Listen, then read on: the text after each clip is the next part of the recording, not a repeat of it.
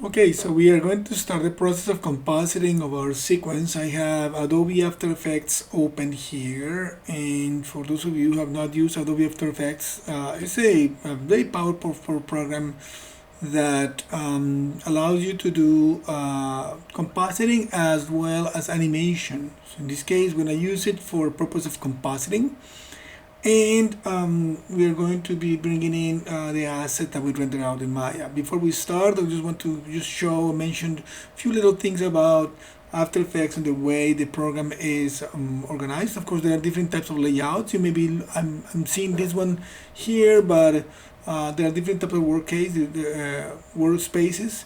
Animation is one of them. You can have effects, and you can have standard, which is the way it shows up for many people. So in essence, you can work it out whatever way you want it. When you launch it, usually the program has another window that I usually skip. And here we have the way the standard version reflects the project, where you're going to have the assets. Some effect controls for those assets will be associated with that. Here you're going to see your footage when we load it. And down here we have the render queue that we're going to talk about later, and the timeline. On the side, we get to see the windows that show some of the effects and some additional things that you can use for applying to your footage or your content. In this moment, we are going to create a compositing sequence that uses the layers that I rendered out of Maya. And those assets come from the different layers that we got out of Maya. I was trying to open up my folder. So here is the different layers. I already have created a previous After Effects file that I used for my test before I made this video. But the assets are this one. There is a background image that came from my photograph that I took. This could be actually video footage too. You were doing a video or a movie. And in this case, this image was already processed in Photoshop that became a 1920 by 1080 at 72 dots per pixel, or dots per inch, I'm sorry, or pixels per inch. And I also have here an ambient occlusion layer, my color layer. This one came actually as the output transform, which is a darker than what I was seeing in Maya, but it's not a big deal. This one comes with an alpha channel as part of it. These are TIFF files that I just chose as Integer 16 formatting. Monster emissions, and the emissions are, you can see it right there. This is the transparency is showing as the whole monster there. And you can see the little highlights there. We have the shadow layer. Here is my alpha channel of that. We have my specular. You can see a little bit of highlights there with some transparency also. And we also have a wireframe layer that I rendered out for my compositing movie. So we are going to start creating our compositing. In this case, we're going to do it just for a single still, but still, let's just create it as if we were making a movie. So you can create it by just saying new composition, or if you have previous composition, let's just do it as a new composition. When you start from After Effects, you can do that here, because this is mostly the composition settings that I use. It already has my presets, and my presets are HD 1080 at 24 frames per second, which is what I use for animation in my projects. And that information comes here. Square pixels, that's what you want, and a frame rate of 24 frames, which is what our animation will be. Time codes are at 0. The duration, I have 18 seconds. I probably won't need it to be that long, but I'll keep it, let's say maybe at 16 seconds and 0 frames. So I'm going to say OK. And that already created my composition. I can double click that or rename better the composition by clicking on it, and I can call it Monster Still 01. So that composition shows up down here in my timeline, And right now I don't have anything else in it but just an empty composition with an empty background.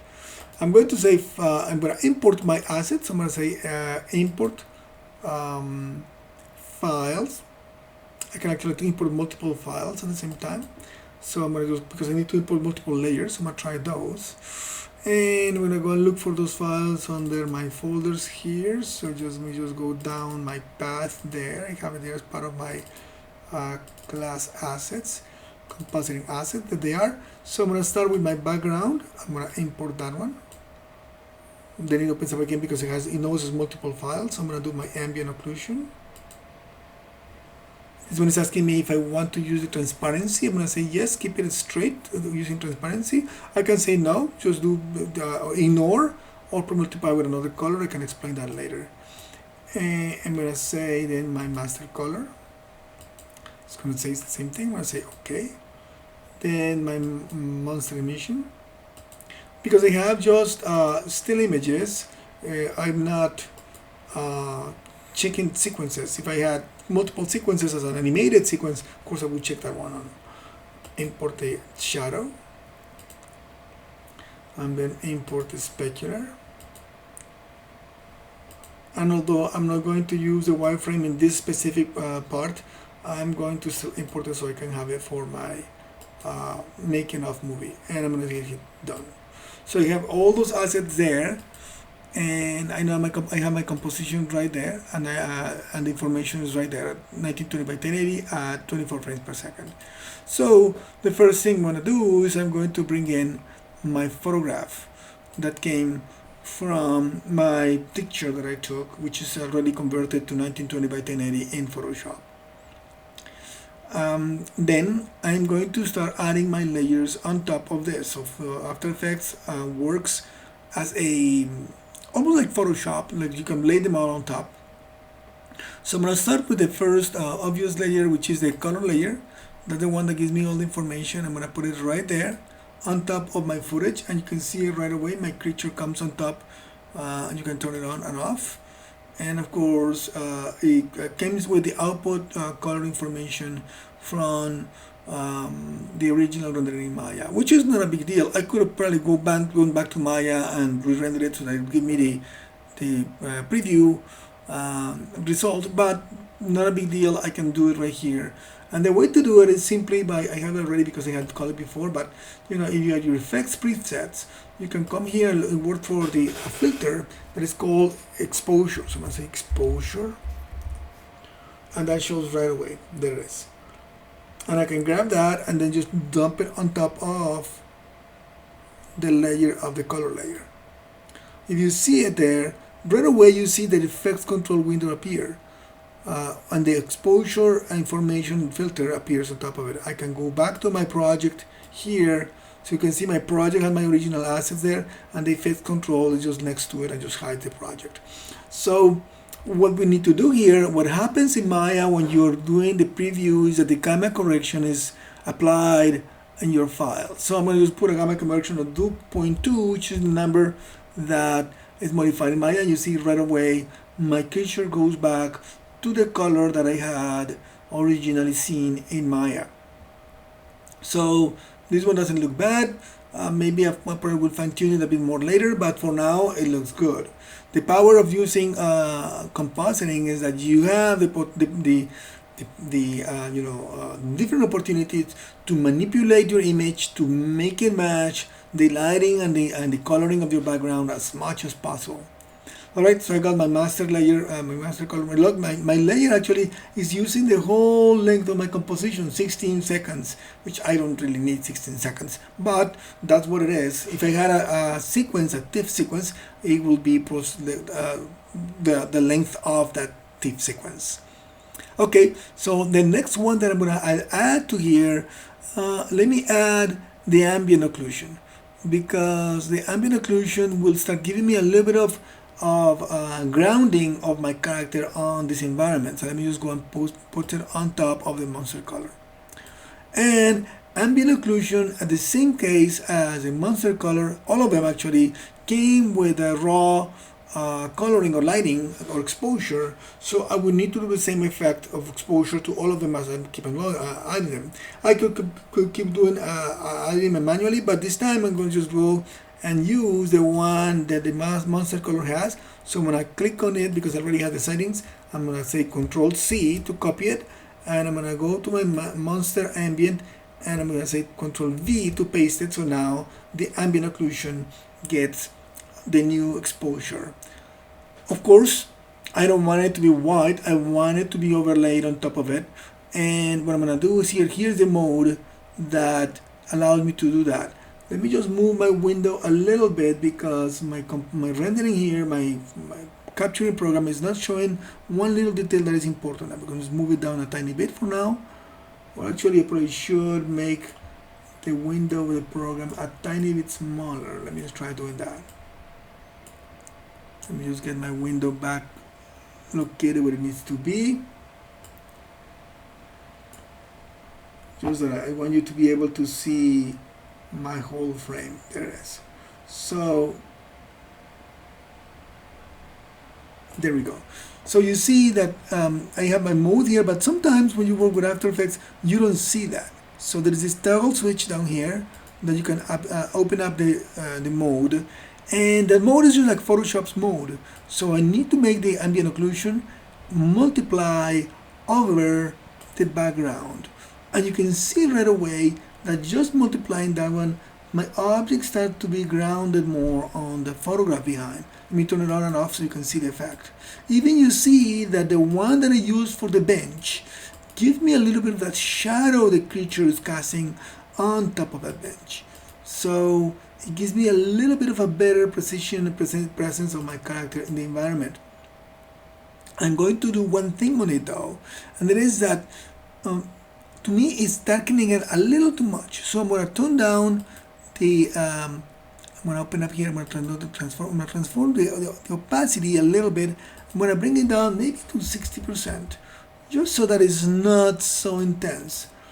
And I can bring it back later when I have more of my other layers to see if I need to crank it up or not. For now, that makes an interesting difference. It's a very subtle difference, but a very important one. You see some of the effects on his own hands, between his fingers and all that. Okay, so I'm gonna go back to my project here, because I need to bring in my next layer. And the next one, obviously, or not obviously, but to me it seems that is the shadow layer. So I'm gonna go and grab the shadow layer. Really there is no, the order probably is not that big of a deal. So you see that my shadow layer came with alpha already, so it overlapped it on top of the whole thing. So I am going to, of course, apply to that shadow layer the same effect. I'm gonna see if I can still have it. I'm gonna paste it. There it is. It was saved in my memory. So already my shadow layer just changed. Let me see. I can turn it off and on. Didn't change a lot. So maybe it's not that important. I'm gonna keep it there anyways. But the shadow layer, of course, is way too dark. It's just using all the darkness in it. So what I'm gonna do here is I'm gonna go same thing. I'm gonna just go and open up my opacity. I'm gonna bring it down a lot. I'm gonna say maybe 50% for now. It's not quite. I think the shadow is too strong still on the benches and here. And I probably could go back and re-render in Maya to try to get the shadow match a little bit more. What I like about it is here that you can see a little bit of the highlights on the hand and all that. I'm gonna bring it down a little bit lower to say 40. That brightens it up a little bit. Maybe I will go back again and fine tune it when I have my other layers in place. Okay. In this case, I have that one right there because it is giving me the shadow that I want. Now I'm going to go back to my project and I'm going to go and find another one. In this case, I have emission and specularity. Let me try to put my emissions on it. So I'm going to just put my emission right there. Remember, emissions were the highlights on it. And I'm going to go and paste on the effects of that emissions layer. Control V. I haven't copied anything else, so that's why it keeps being part of it. If I copied something else and pasted something else, of course I would have to go and grab this one and place it again, or copy it again from somewhere else. So in this case, that brightens it up a little bit in the effect, and I'm going to now go and change The mode. This mode cannot be normal, cannot be multiply, because multiply will make the whole thing darker. It actually needs to be another part, which is overlaying it, but in this case, the black needs to be removed. And the color information, the light information needs to stay. And that is all in this section, in the add lighting screen. Usually, I am not sure which one is the one I want to play with and what I want to use. So I kind of go and click on them to see the effect. This one kind of did it, add. I'm going to go lighten. Lighten is not so intense. And then screen. I kind of like screen too, similar to add. I can test some of the other ones too. Color dodge. Classic color dodge, that's not a big of difference either. Linear dodge, that makes it stronger too. And then linear color, that makes it dimmer. So I'm gonna go back to screen, which is the one that I feel kind of like it. I could actually blur it and create kind of a glow effect that I can just go and play with a bit more if I wanted to. I'm going to change the transparency on that one a little bit, the opacity on it a little bit, just to bring it down maybe to 80%. Alright, did it take it? 80. There it is. Let me test it to see if it looks or not. Yeah, that adds a lot to it. I can see a little bit of glow there and everything. Alright, so that's getting there a little bit better now. And I'm going to go back to my project. And then I'm going to grab my specular. I'm going to put my specular on top of it. My specular, of course, comes very, very dark again. So again, I'm going to go and paste that effect, which makes it a lot brighter now, a lot more reflective. You can even see the reflection of the road on his eyeball and the reflection of the ground and everything on him, or even the sky gets reflected on him. In this case, we are going to use again another mode. Let's try the one that we did before. Add. Add is making him very, very reflective. Maybe that's another one. Lighten is not bad. Screen, too reflective. Color dodge is not bad, actually has a nice interesting effect there. Classic, no big change, maybe a little bit, no big change really. And then linear dodge, ooh, that's too bright, too glossy. Linear color is not bad either. So I think I'm gonna stay with color dodge, which is a little bit less, or I can try the lighter color, but I can just bring it down. It's a little too much. He has too much down here. So let me just go back to color dodge. It just adds a little bit of highlight on certain places. Let me just turn it off and on just to see the difference without it, with it. So definitely he gets a bit brighter. Even on his leg, you can see his leg changing a little bit more glossiness on it. I'm going to just save my file. I'm going to save it as, I have one version there, so I'm just going to say replace that one. That's okay. And now, of course, it's a matter of playing with it. It's not looking bad. One of the things that, the powers of compositing is that you have the opportunity to really try to blend your character on top of the background. In reality, it's not bad, but he feels a little too strong in that environment. You can see, there's not really, maybe the cars has a lot of dark in it, but I don't want him to be that dark. So I need to tone down some of the saturation that my character has. The saturation mostly is coming from the color layer. So I'm gonna go back to my master color layer. I have an exposure layer there.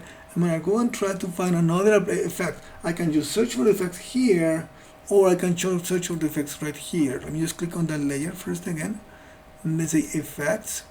I'm gonna hear my effects, and I have all the color correction effects that I can play. There are plenty of them. There's a lot of them that you can play with. A lot of. I'm not going to show you them all because it's gonna take me the whole day to do that.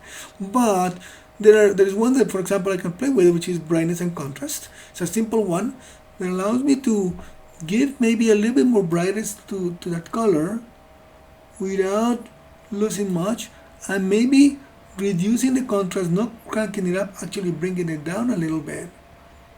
Let's say maybe minus 30%.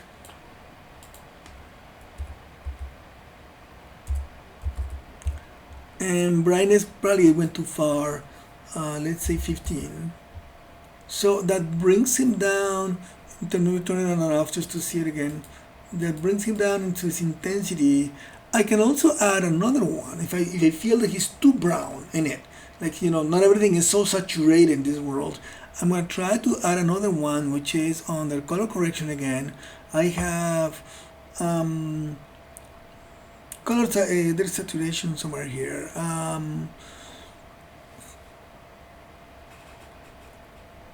I always lose it. Hue and saturation, there it is.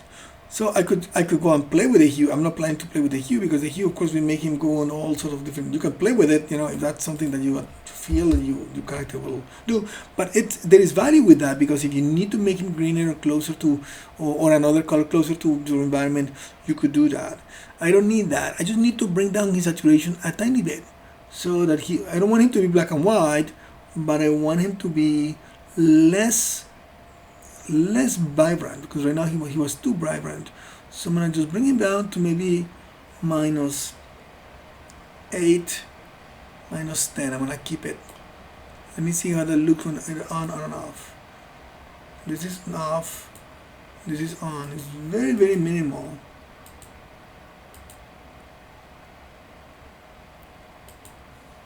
It's very, very little. I'm gonna try to bring it down a tiny bit more.